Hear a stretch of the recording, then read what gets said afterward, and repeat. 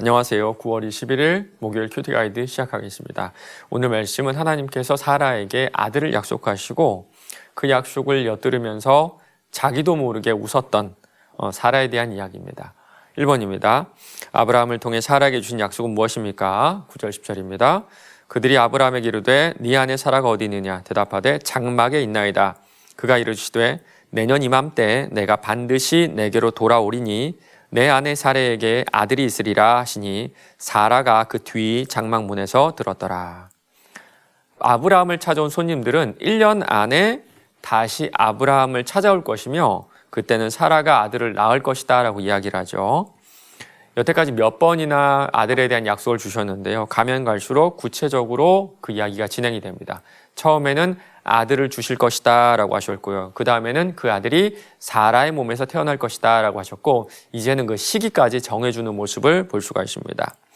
때로는 하나님께서 이렇게 역사하시는 것 같아요.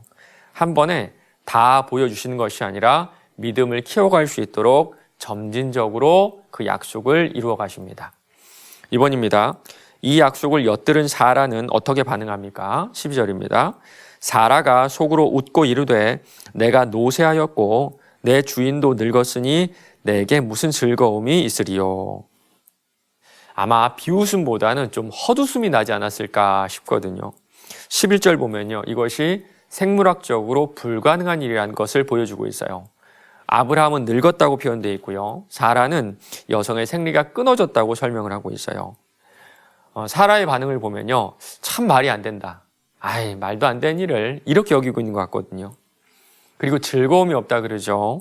이게 사라의 인생이었을 것 같습니다. 즐거움이 없는 인생, 그리고 더 이상의 즐거움도 기대할 수 없는 인생, 이런 인생 가운데 하나님이 찾아가세요. 3번입니다. 사라의 반응을 보신 하나님께서 주신 말씀은 무엇입니까? 13절 14절입니다. 여호와께서 아브라함에게 이르시되 사라가 왜 웃으며 이르기를 내가 늙었거늘 어떻게 아들을 낳으리요 하느냐? 여호와께 능하지 못할 일이 있겠느냐? 기한이 이를 때에 내가 내게로 돌아오리니 사라에게 아들이 있으리라. 왜 지금까지 사라를 통해서 아들을 주지 않으셨을까요? 아마도 아브라함이 24년 전에 고향을 떠날 때만 해도 아브라함도 그렇고 또 사라도 그렇고 가능성이 있다고 생각했을 것 같아요. 아직 우리가 아이를 낳을 수 있는 가능성이 있다. 그러나 24년이 지난 지금은 0%입니다. 0%. 어려운 것이 아니라 자녀를 낳을 가능성이 0%예요. 그래서 하나님의 약속을 듣고도 헛웃음이 나왔던 것 같습니다. 아마도 자녀를 내가 낳을 것이라고는 아마 몇 해 전부터, 아주 오래전부터 포기했는지도 몰라요. 맞습니다. 하나님께서 기다리신 이유가 바로 여기 있어요. 어쩌면 완전히 포기해버린 오늘만을 기다리셨는지도 모르겠습니다. 그러나 인간이 완전히 포기한 순간에 바로 그때 하나님의 사역은 시작이 됩니다. 그리고 하나님은 아브라함에게 따끔하게 한 말씀 하시는데요. 여호와께 능치 못한 일이 있겠느냐. 아브라함과 사라는 믿지 못했지만 그럼에도 하나님은 당신의 계획을 이루어 나가십니다. 맞습니다. 우리는요, 참여하는 은혜를 누릴 뿐이지 이 모든 구원의 계획은 오직 하나님의 열심으로 이루어져 나가는 거예요. 4번입니다. 아들에 대한 약속을 들은 사라가 속으로 웃은 이유는 무엇인지 묵상해 봅시다. 살다 보면 안 되는 게 있다는 것을 우리가 절감할 때가 있죠. 정말 이건 내 능력으로 안 된다고 생각할 때가 있어요. 그 가운데 내가 분명히 하나님의 약속을 받았는데 아무리 놓고 생각해봐도 현실에서는 불가능한 일들이 몇 가지 있다는 것을 알게 될 겁니다. 그리고 그 시간이 10년, 20년 지나면 받았던 말씀도 약속도 비전도 희미해져 가는 것이 너무나 당연한 일이에요. 내가 잘못 들었겠거니, 아니면 내가 좀 착각했겠거니, 이렇게 생각할 수가 있죠. 저도 한 7년 전쯤에 하나님으로부터 비전을 받았는데 지금 생각하면요, 되게 헛웃음이 나와요. 내까짓 게 무슨, 내가 할 수 있을까? 그런 마음이 들거든요. 아마 사라도 그랬을 것 같아요.